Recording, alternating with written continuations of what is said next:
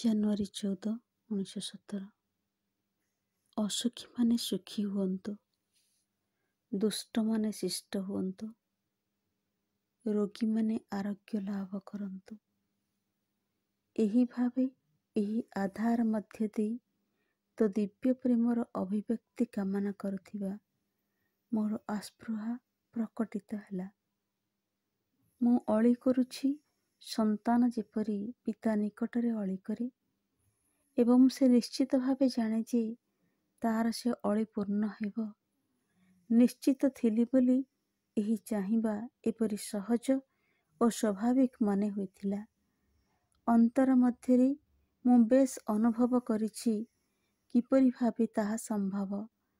ଏକ ଅଜ୍ଞାନମୟ ଦ୍ୱନ୍ଦ୍ୱ ମଧ୍ୟରେ ଅନିଚ୍ଛାରେ ଯାହା ସହ୍ୟ କରିବାକୁ ହୁଏ, ତା ମଧ୍ୟରେ ସର୍ବଦା କଷ୍ଟ କରି ଶ୍ରମ କରି ଚାଲିବା ଅପେକ୍ଷା ଆନନ୍ଦରୁ ଆନନ୍ଦକୁ, ସୁନ୍ଦର ମଧ୍ୟରୁ ସୁନ୍ଦରକୁ କ୍ରମେ ଉଠିଯିବା କ'ଣ ଅଧିକ ସ୍ୱାଭାବିକ ନୁହେଁ? ଅଧିକ ଫଳପ୍ରସୂ ନୁହେଁ?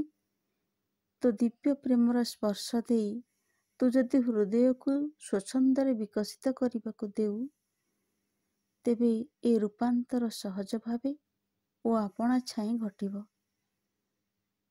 ହେ ଭଗବାନ, ତୋ କରୁଣାର ନିଦର୍ଶନ ସ୍ୱରୂପ ତୁ କ'ଣ ତାହା କରିବୁ ନାହିଁ? ଶିଶୁସୁଲଭ ପୂର୍ଣ୍ଣ ନିର୍ଭରତା ନେଇ ଆଜିର ଏହି ସନ୍ଧ୍ୟାରେ ହୃଦୟ ମୋର ତୋ ପାଖରେ ମିନତି ଜଣାଉଛି।